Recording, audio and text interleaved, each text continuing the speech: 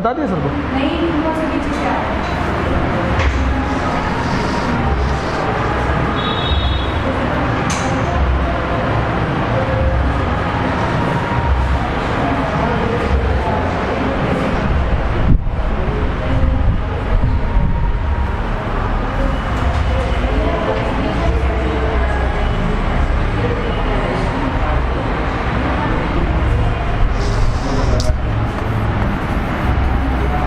ये है बेस, ठीक है। बहुत आसानी से रिएक्शन लिख सकते हो। जैसे हमने लिखा बेटा CH3CO C2H5। सिमिलर मॉलिक्यूल्स देख लेते हैं, जितने भी कॉम्बिनेशन होंगे अपन लोग देख लेंगे। ये हमने इथाइल एसीटेट ले लिया है, इसके 2 मॉलिक्यूल लिया मतलब सिमिलर है, तो लिखो बेटा HCO C2H5 C2H5O Na+।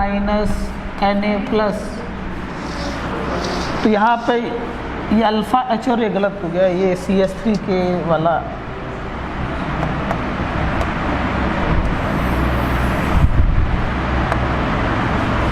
ये हो गया HCH2CO C2H5, ठीक है। ये CO, इससे ये वाला पार्ट ऐसे निकल जाता है, ठीक है। हाँ, ठीक है। तो ये क्या बन जाएगा CH3CO CH2CO C2H5। ये अल्फा है और ये बीटा है, मतलब बीटा कीटो ईस्टर का फॉर्मेशन होता है। किसका होता है बेटा? Beta keto Easter.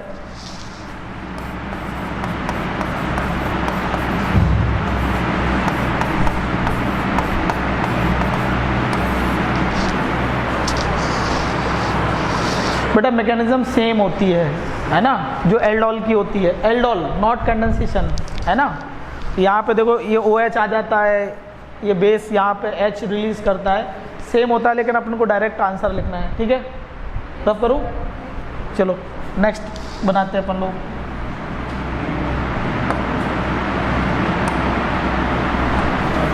जैसे मैंने लिखा है बेटा CH3 CH2CO C2H5 और मैंने डाल दिया बेटा C2H5O Na। बोला प्रोडक्ट क्या बनेगा? प्रोडक्ट बनाओ इसका।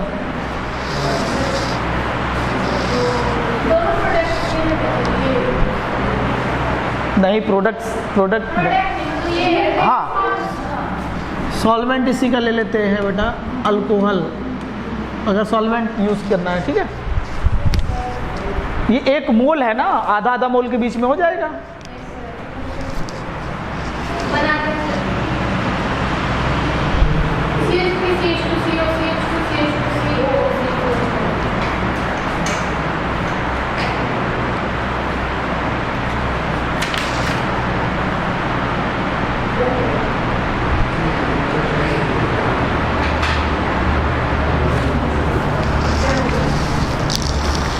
ठीक है, बनाओ।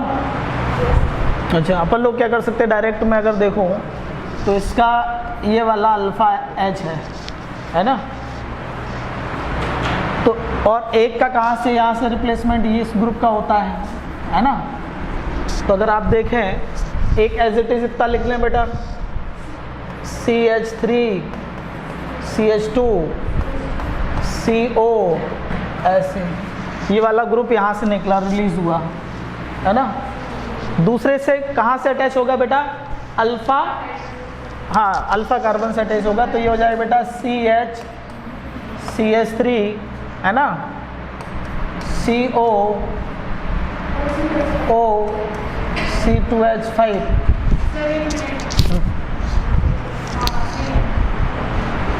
ठीक है ना। चलो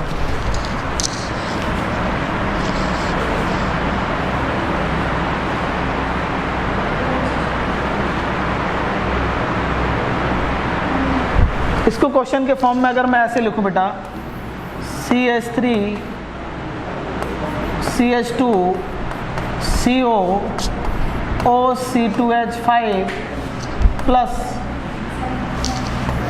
CH3 CO OC2H5, बेटा ये क्वेश्चन है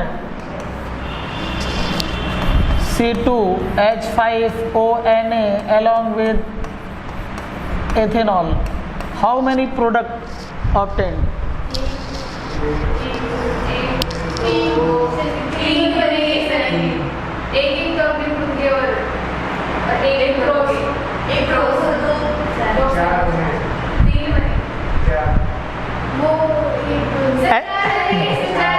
जब एल्डोल में 4 बनते तो ये एल्डोल ही तो है एक प्रकार का, 4 बनेंगे, 2 सेल्फ और 2 क्रॉस। नहीं आया समझ में? तो बनाओ जल्दी से।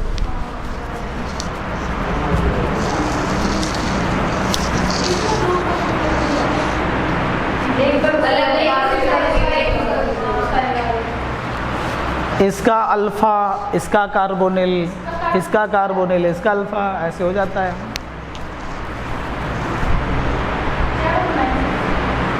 चार बनेंगे, 2 सेल्फ और 2 क्रॉस प्रोडक्ट। एल्डोल का ही मॉडिफिकेशन है। एक्चुअली में कीटोन भी ईस्टर के साथ, बेटा कीटोन होता है एक्चुअली बताएं, कीटोन भी ईस्टर के साथ क्लेजन कंडेंसेशन देते हैं। ओनली कीटोन, एल्डिहाइड नहीं देते हैं। कीटोन एस्टर्स के साथ जो क्लेजन कंडेंसेशन देते हैं, लेकिन उसमें बाउंडेशन होती है कि कीटोन का जो अल्फा कार्बन है वो यूज होता है, अल्फा हाइड्रोजन, सॉरी, उसका क्या यूज होता है? अल्फा हाइड्रोजन, यानी कि एक ही प्रोडक्ट बनता है बेटा, क्रॉस प्रोडक्ट। अगर कीटोन के साथ बनाना है तो क्या बनेगा? क्रॉस प्रोडक्ट, जिसमें H यूज होगा किसका? कीटोन का, कीटोन का H और ईस्टर का कार्बोनिल। इसका प्रोडक्ट बनाओ, सब कुछ समझ में आता जाएगा। पहले बनाओ इसका आंसर।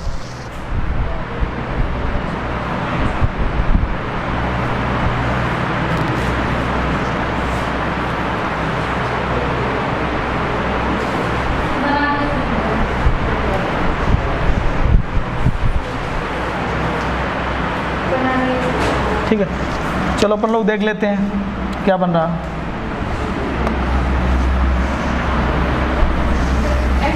अरे चलो कोई बात नहीं,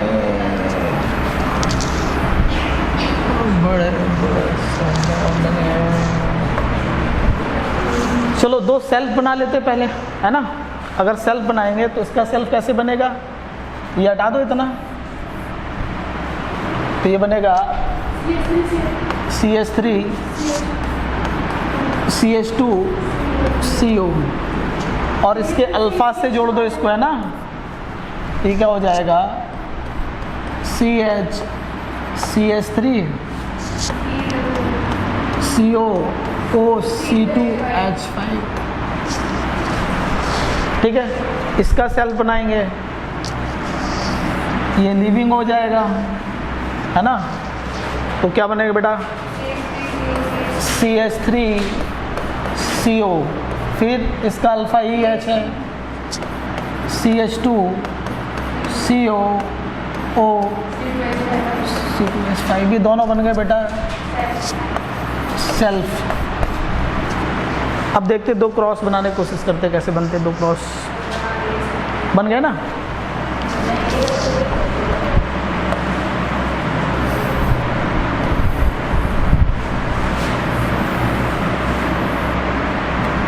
अब देखते 2 क्रॉस प्रोडक्ट बनाने की कोशिश करते हैं। मान लो इसका कार्बोनिल यूज़ कर रहे हैं तो ये लीविंग ग्रुप हो जाएगा ऐसे, और इसका H, है ना। तो इसका प्रोडक्ट क्या बनेगा? CH3, हाँ CH2 C double bond O CH2 CO OC2H5, ठीक है। अब अपन लोग क्या करते हैं? नहीं आया समझ में? मोनू नहीं आया? भूल गए? देखो क्या चीज़, हाँ तो वो आंसर भी बदलेगा ना, तो समझाने कोई मतलब ही नहीं है। अब जरा देखो, इसका अल्फा हाइड्रोजन इसका यूज़ कर लेते हैं, मान लो इसका अल्फा हाइड्रोजन यूज़ कर रहे हैं मान लो, है ना, तो इसका क्या यूज़ करना पड़ेगा, कार्बोनिल, ये कार्बोनिल यूज़ कर रहे हैं तो ये लिविंग ग्रुप हो जाएगा ऐसे, है ना। तो यहाँ पे क्या लिखेंगे बेटा, CH3 C double bond O ऐसे, CH3 O C2H5, ठीक है। चलो नोट कर लो, दो क्वेश्चन के फॉर्म में कर लो सारे मॉडिफिकेशन। कीटोन और ईस्टर के साथ भी क्लेजन कंडेंसेशन होता है, बस बाउंडेशन क्या है उसमें हमेशा क्रॉस प्रोडक्ट मिलता है, सेल्फ प्रोडक्ट नहीं मिलता है, और क्रॉस प्रोडक्ट बनेगा जो कीटोन का H यूज, हाइड्रोजन यूज होगा, है ना। मैं क्वेश्चन के फॉर्म में ही कराता हूँ, ठीक है, रफ कर लो।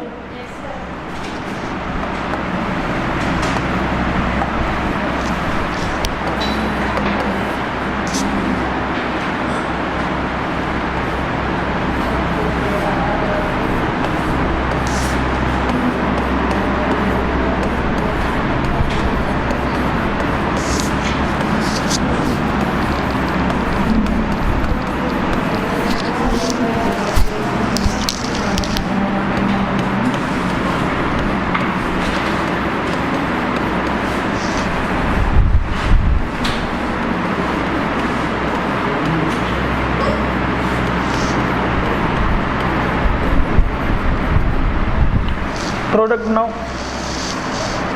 क्या क्लेजन कंडेंसेशन होगा, बिल्कुल होगा, क्योंकि एक के पास H नहीं तो क्या हुआ, दूसरे के पास तो है।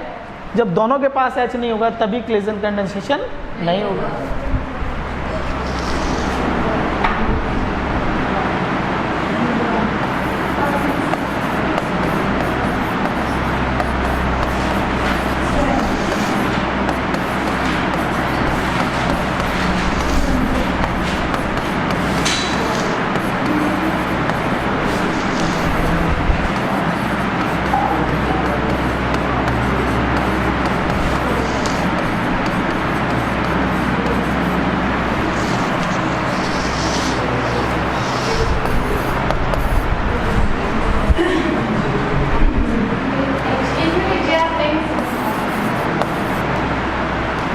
इसमें 4 नहीं बनेंगे, वो कीटोन है,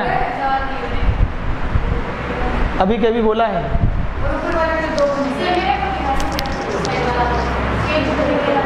हाँ इसमें 2 बनेंगे, एक बनेगा सेल्फ और एक क्रॉस। मेन प्रोडक्ट होगा क्रॉस प्रोडक्ट, इसमें लिख लेना, इसका मेन प्रोडक्ट क्या होगा, क्रॉस।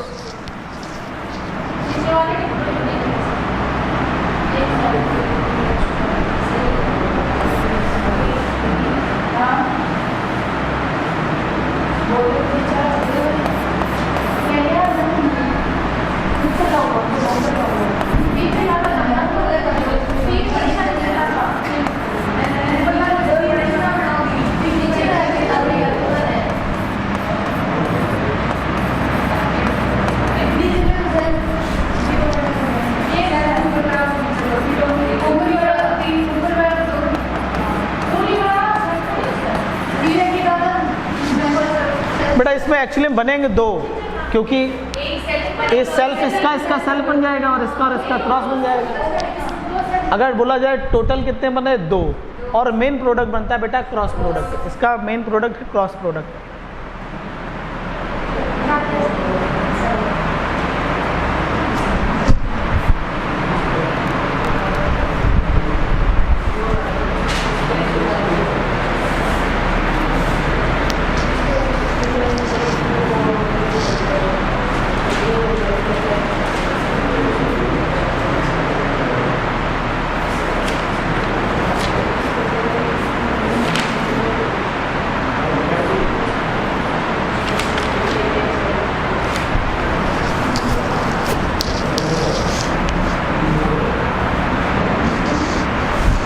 ये भी इम्पॉर्टेंट रिएक्शन है, ध्यान रखना। नेम रिएक्शन अपने लिए इम्पॉर्टेंट रिएक्शंस हैं।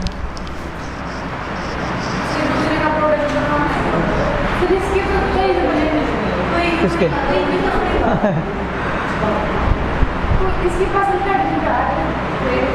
दूसरे वाले मैंने बोला दूसरे वाले में अगर कीटोन आ गया है, तुम 1-2% की बात नहीं कर रहे ना। दूसरा अगर कीटोन आ गया तो इसका H और इसका कार्बोनिल यूज़ करना है। पहले बोल दिया, आप चाहो तो नोट करके आप लिखते रहो इस पॉइंट। इसका H और इसका ये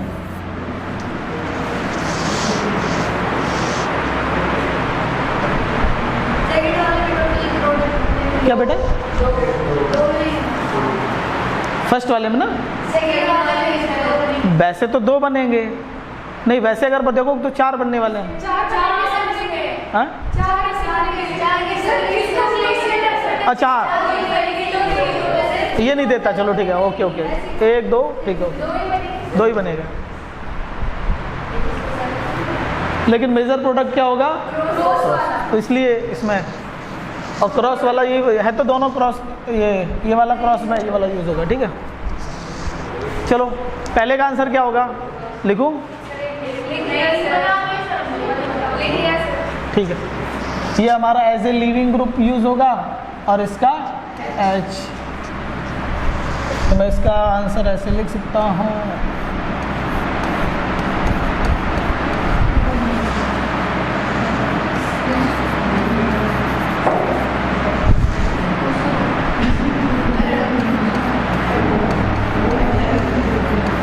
चेक कर लो, ये बनना था अपना। ठीक है, इसमें इसका यहाँ पे लिख दे रहा हूँ, तो ये हो जाएगा CH3 CH2। कहाँ पे? अरे ठीक है,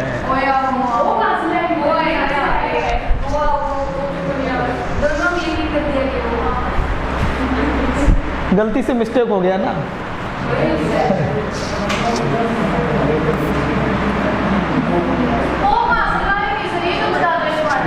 पहले वाले में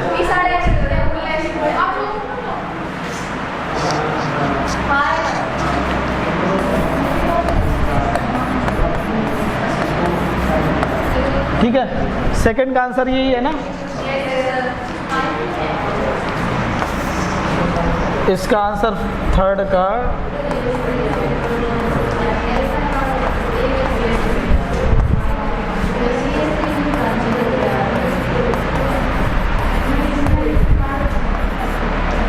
ठीक है, बोलो भाई।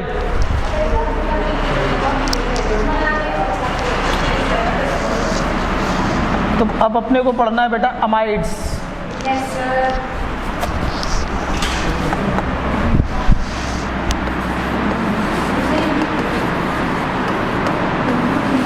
और इसमें हम लोग पढ़ेंगे एसिटामाइड बस।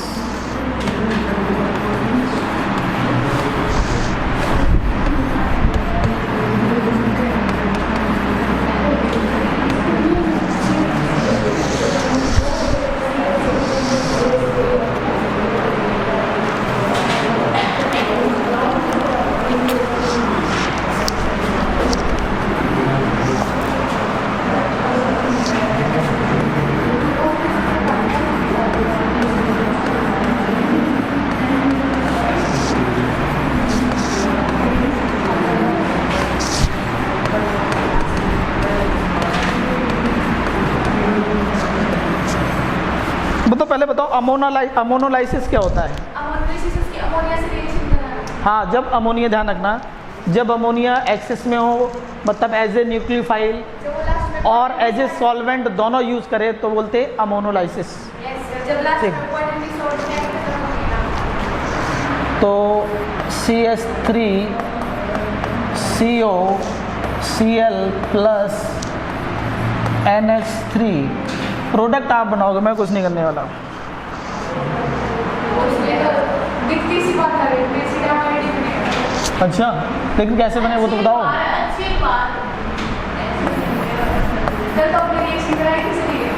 हाँ तो वो तो करा ही देते, हमने कहा ऐसे वाली ये तो वही है ना, ये तो वही है। अगर इसमें इसको ऐसे लिख दूंगा तो तुम्हें सब समझ में आ जाएगा। ये लो, सर एक में NH2 जुड़ जाएगा और एक में ये हाइड्रोजन वो ले जाएगा CH3CO मार्क CH3CO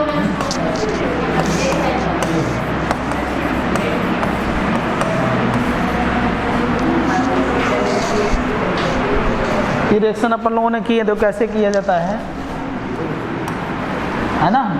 ये लोन पेयर कहाँ पे अटैक करता है, यहाँ पे, तो बीच में क्या आता है H, इसका H और इसका Cl, तो CH3CO NH2 प्लस HCl। यहाँ पे ये लोन पेयर अटैक हुआ कहाँ पर, यहाँ पे,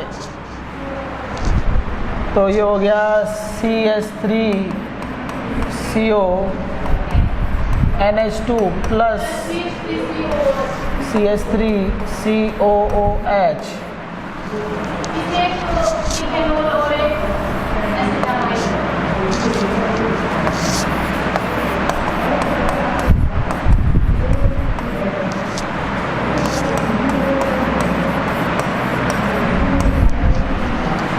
बोलो समझ में आया कि नहीं आया?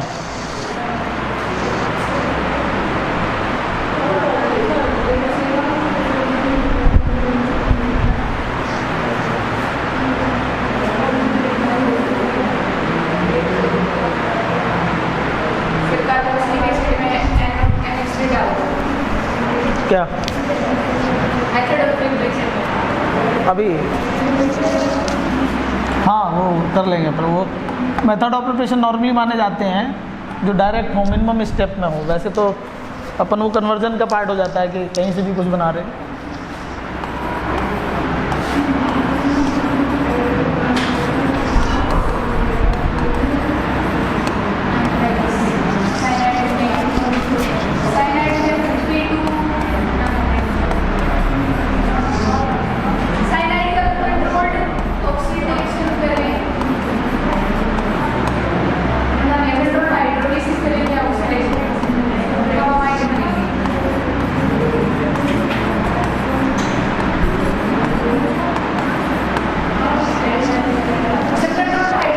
बिल्कुल बिल्कुल, पहले समझा रहे कि अगर साइनाइड है उसमें हमने सिंपल हाइड्रोलिसिस होता है। अगर एसिडिक सिंपल हाइड्रोलिसिस होता है तो उसमें यूज़ किया जाता है dilute acid, dilute mineral acid, normally dilute HCl and dilute H2SO4।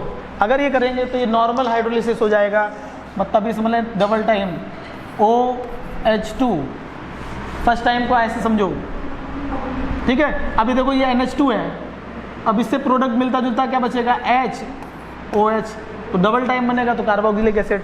तो फर्स्ट स्टेप में बना बेटा RCOOH प्लस NH3।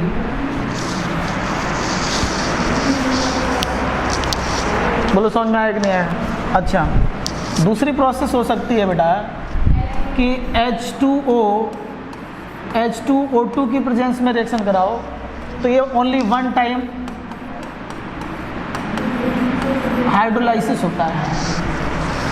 तीसरा पार्ट होता है कि यही हमने H2O लिया, फर्स्ट पार्ट है कॉन्सेंट्रेट H2SO4, सेकेंड पार्ट है बेटा H2O।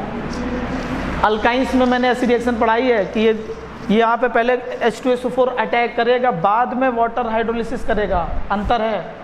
हाँ, उसी तरह से और फर्स्ट पार्ट है कॉन्सेंट्रेट HCl और उसका बाद में कराया बेटा H2O। ये कंट्रोल्ड हाइड्रोलिसिस का पार्ट होता है, मतलब RCONH2।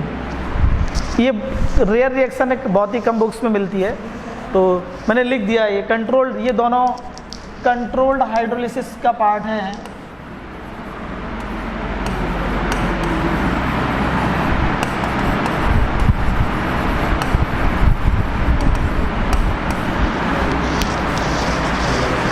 ठीक,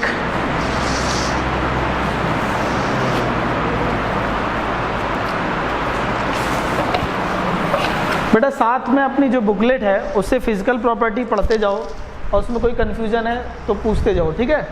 अभी जो रिमेनिंग समय होगा उसमें हम सब आपसे वर्क लेंगे, लेकिन पहले जो सिलेबस का है, जो सर ने डेट दिया उसके हिसाब से पहले तो यही हम डिस्कस कर सकते हैं। फिजिकल प्रॉपर्टी भी डिस्कस करेंगे, मैं छोड़ूंगा कुछ भी नहीं, बट फिजिकल प्रॉपर्टी आप खुद पढ़ा करो।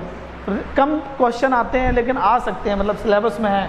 मेल्टिंग पॉइंट क्या है, बॉइलिंग पॉइंट क्या है, सॉल्युबिलिटी क्या है, ये सब जो केमिकल बॉन्डिंग का पार्ट है। अगर देखा जाए उन जो हम लोगों ने लॉ पढ़े हैं उनको केमिकल बॉन्डिंग तो मैंने अच्छी तरह से पढ़ाई है, डबल टाइम एक बार रिवाइज भी करा दिया था, तो थोड़ा पढ़ने की कोशिश करो और कोई पॉइंट ना समझ में आए तो पूछ लिया करो। उससे क्या होगा पता है, साथ साथ तुम्हारा पूरा टॉपिक कंप्लीट होता जाएगा, उसको छोड़ो नहीं। 4-4, 5-5 पॉइंट हैं। किसमें बुक? हाँ देखो ऐसा है कि कभी कभी क्वेश्चन 1-2 आते हैं या 3 तक आ जाते हैं, तो 3 क्वेश्चन डिसाइडिंग फैक्टर हो जाता है कि आपको सीट मिलेगी कि नहीं मिलेगी। क्योंकि देखो 500 तक पहुंचना बहुत आसान होता है, 550 तक भी पहुंचना बहुत आसान होता है। जो लास्ट के आप अगर पूरा डेटा देखेंगे ना बेटा, सुन लो, लास्ट का अगर डेटा देखोगे तो बहुत सारे बच्चे ऐसे होते हैं जो एकदम लिमिटिंग कंडीशन पे पहुंचे होते हैं। आपको ये बात लगेगी एकदम नॉर्मल, लेकिन ये लास्ट का जो 20-30 नंबर का भी होता है ना, वो बहुत ही ज़्यादा अंतर पैदा करता है। और ये छोटी छोटी बातें जो हम इग्नोर करके चलेंगे उससे डिसाइड होता है। जैसे फिजिकल प्रॉपर्टी, अगर सिर्फ तुम रोज़ ही पढ़ो टॉपिक को, सिर्फ रीड करो तो वहाँ पे टिक कर लोगे, दिमाग चल जाता है ना। और अगर आपने इग्नोर किया कि इससे क्या होता है, इसी से सब कुछ होना है। बाकी जो सिलेक्टेड स्टूडेंट होते हैं केमिकल प्रॉपर्टी तो सभी गौर से ही पढ़ते हैं, कोई ऐसा तो है नहीं। बट क्या होता है, जो छोटी छोटी चीज़ें जो इग्नोर करते हैं वो डिसाइडिंग फैक्टर होता है ना। ये साथ में करते जाओ, रफ करूँ। बाकी मैं इस पर हाँ, हिमांशु पांडे अभी सॉल्व कर जितनी हो जाती है, अदरवाइज़ पहले सिलेबस होने दो, मैं पूरी सॉल्व कराऊंगा उसको, ऐसे काम नहीं चलेगा। तो मुझे भी पता है कि मैं एक दिन में अगर इतना पढ़ा रहा हूँ तो कैसे पढ़ पाओगे, बट शायद 20 तारीख तक सर ने बोला करने की कोशिश करो, तो 20 नहीं तो 25, वैसे 20 को ही हम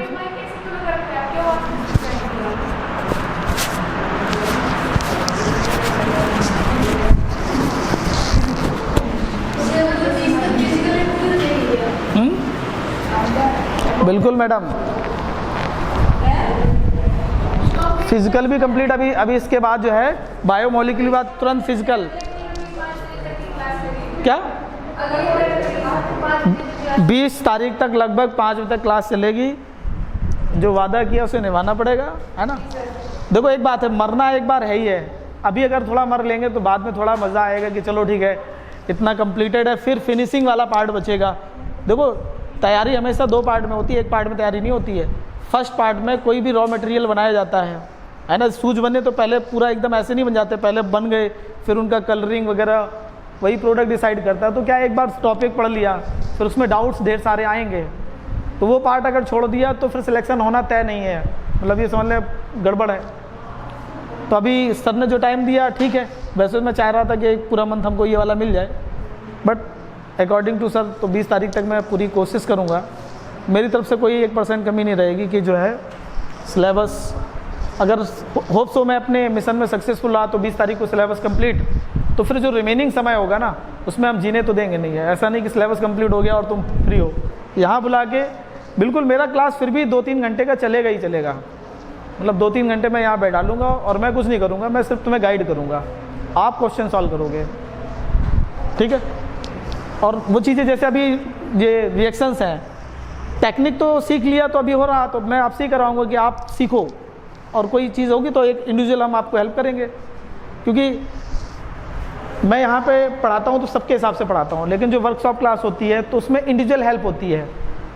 निधि को पता लगा एंड पॉइंट पे हेल्प की ज़रूरत है, मान लो किसी और को थोड़ा शुरुआती लेवल पे ही हेल्प की ज़रूरत है, तो वो करेंगे अपन लोग, उससे ही रिजल्ट बनता है। इसे हम नॉर्मली बोलते हैं वर्कशॉप क्लास।